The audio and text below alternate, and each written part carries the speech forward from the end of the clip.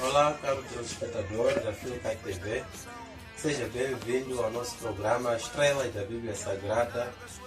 Desta feita, o terceiro programa.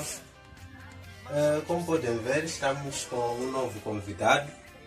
É o nosso pastor aqui do programa.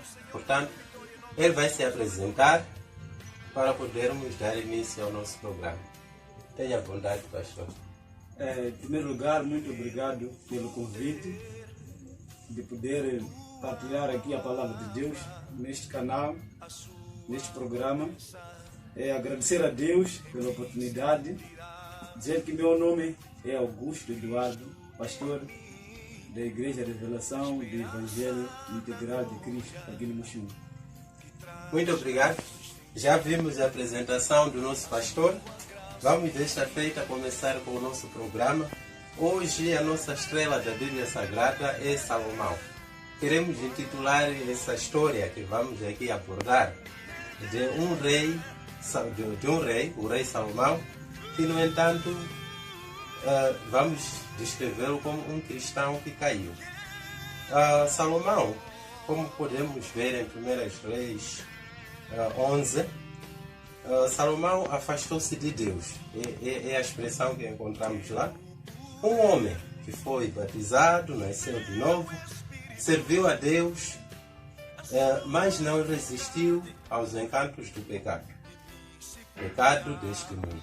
Pastor, queria iniciar por perceber. Será que um homem assim, que apesar de ser batizado, vivido uma vida santa, se tornado rei de uma grande nação, ao cair em pecado, qual será o destino dele, afinal? Será o inferno, o céu ou o purgatório? Ok. Primeiro dizer assim, no Antigo Testamento havia um critério que Deus usava para trabalhar. Nós sabemos que no Antigo Testamento o Espírito Santo só vinha para algumas pessoas. Quem podia ter eram apenas reis, sacerdotes e profetas. Quer dizer, uma pessoa distinta tinha que... Deus tinha que escolher ele para uma certa missão. E quando terminasse a missão, quer dizer, durante a missão, havia um tempo que ele estava com a presença do Espírito Santo, um tempo que não estava.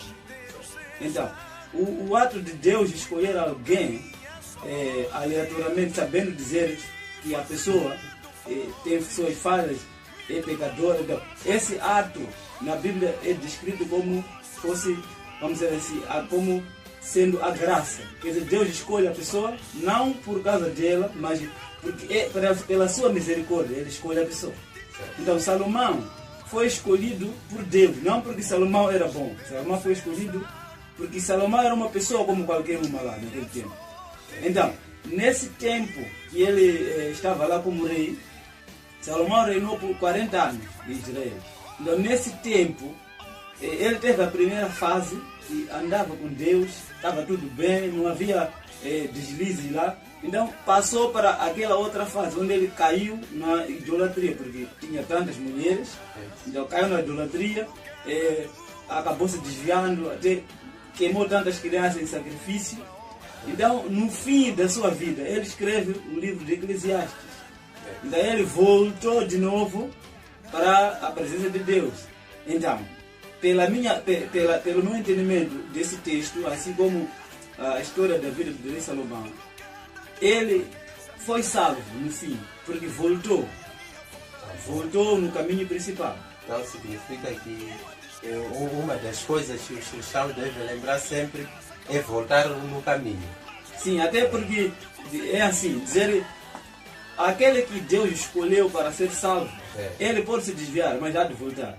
Por exemplo, tem aí na Bíblia a parábola do filho pródigo.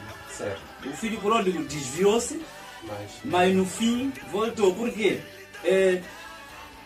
Tem essa conexão. Quando Deus escolhe alguém ou salva uma pessoa, na Bíblia diz que o Espírito Santo é o selo da vossa salvação, ou o penhor da vossa salvação.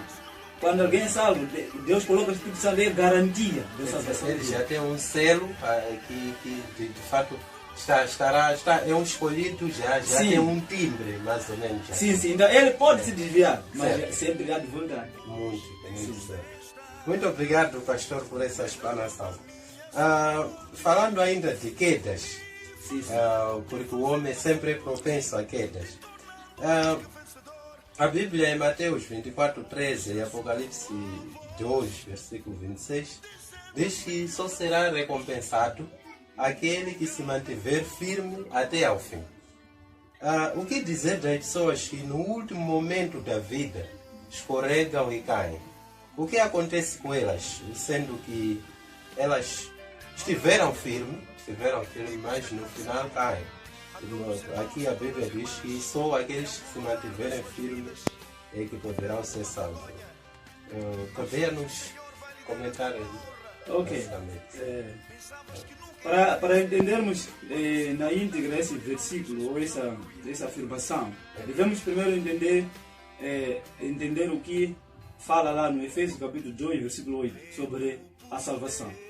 Então aí diz assim: pela graça sois salvos por intermédio da fé, isso não vem de vós, é dom gratuito de Deus, não vem das obras, para que ninguém se glorie. Quer dizer, até colocar apenas um pequeno nota B aqui. Se Deus, por exemplo, salvasse uma pessoa, por exemplo, desse, porque a salvação é um presente.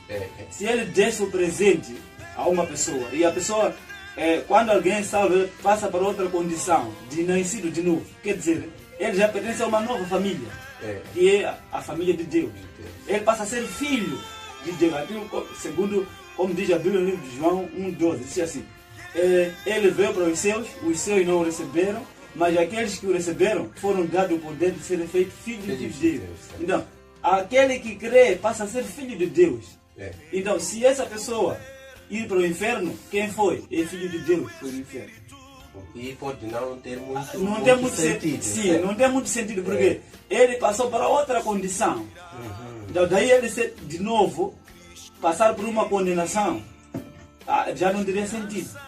Então, quando a Bíblia diz aqueles que perseverarem, porque numa igreja, né, numa visão geral, dentro da igreja, no meio de 100 pessoas, podemos crer assim que apenas poucas pessoas serão salvas.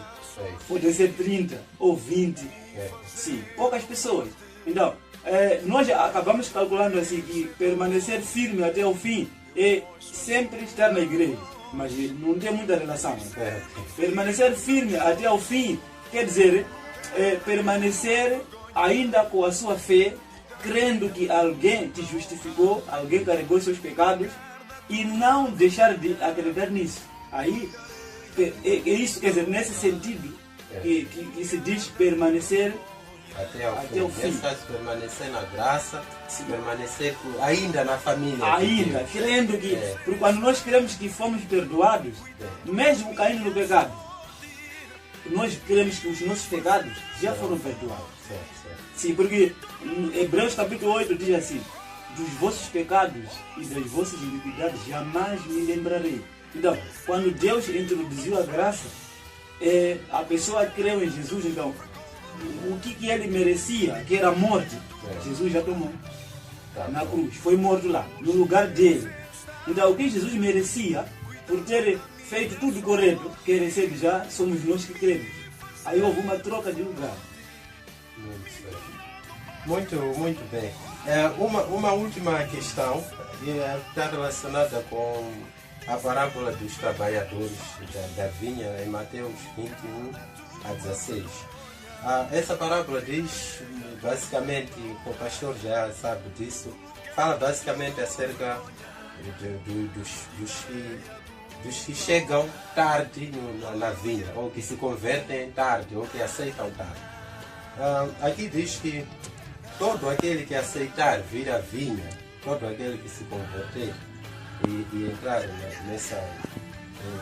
nesse reino, mesmo que seja tarde, ele terá a mesma recompensa com aqueles que já estavam a trabalhar lá. Até houve uma discussão entre os trabalhadores, segundo a história bíblica. O pastor acha que está justo assim? Podemos considerar justo que um que estivesse a trabalhar há bastante tempo tivesse mesmo a recompensa com quem acaba de chegar Não sei se... Ok. Em primeiro lugar, a parábola diz que o dono da vinha foi para a praça à procura de trabalhadores. Primeiro ele foi às 6. Então, segundo a história lá, o hábito dos israelitas, para eles o dia começa às 6, quer dizer, dia para trabalhar, às 6 e termina às 18. Então, ele foi às 6 e escolhe o primeiro grupo. Naquele primeiro grupo houve um combino. O combino foi de pagar um denário do trabalho dele daquela hora até às 18. Daí voltou de novo às 9. Levou o outro grupo. Fizeram o mesmo acordo. Foi às 12, levou mais outro grupo. Foi às 15, levou outro. E foi às 17. Esse foi o último grupo. Então, no último grupo, quando ele foi lá pegar o último grupo, não houve nenhum acordo. Ele só chegou e disse assim, porque na própria parábola disse que encontrou eles, estavam aflitos lá na rua. Quer dizer, já não sabia porque o dia tinha terminado. Não tinha esperança de ter alguma coisa. Então, quando ele chega lá, leva esse grupo, ele diz assim, vocês também vão trabalhar lá na vinha. Não houve nenhum acordo com eles. Então, aqueles estavam a trabalhar com a seguinte condição. Ou vamos receber metade do denário, ou quem sabe, amanhã vamos terminar o nosso tempo, receber o valor exato. Então eles foram com essa perspectiva. Então, no fim, ele começa a pagar esses que receberam, que chegaram no fim, os últimos foram aqueles que chegaram primeiro. Então houve aquela reclamação, porque aqueles quando viram os outros a serem pagos, eles disseram, se estão a receber talvez nós podemos receber uns 4, 5. Então ele paga o mesmo. Daí, então aqueles quando reclamaram, eles dizem assim, paguei o que nós combinamos ou não? Eles disseram sim, pagou. Então quer dizer, o dono da vinha não tinha nenhum problema com aqueles que chegaram primeiro. Porque ele pagou o que tinha combinado. Sim. Então, aí já mostra essa diferença entre o evangelho da lei e o evangelho da graça. Então, no evangelho da lei, quer dizer, existe um acordo entre os homens de Deus. Por exemplo, no Antigo Testamento tinha os 10 mandamentos. Era um acordo entre Deus e os homens. Como assim? Vocês fazem isso, eu também faço isso. Como se fosse um contrato. Sim. Então, agora, já não existe esse acordo. É como? Trabalhou pouco, não trabalhou, eu vou te pagar assim mesmo. Exatamente. O pagamento depende dele.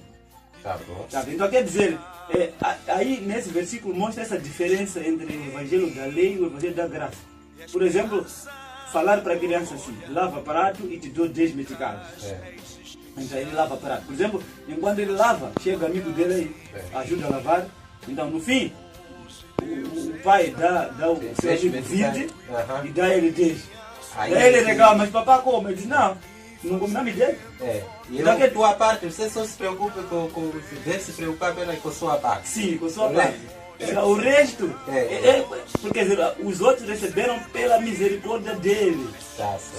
Até porque ele também, numa outra perspectiva, podia dar aqueles 3 denários e chegar à última hora.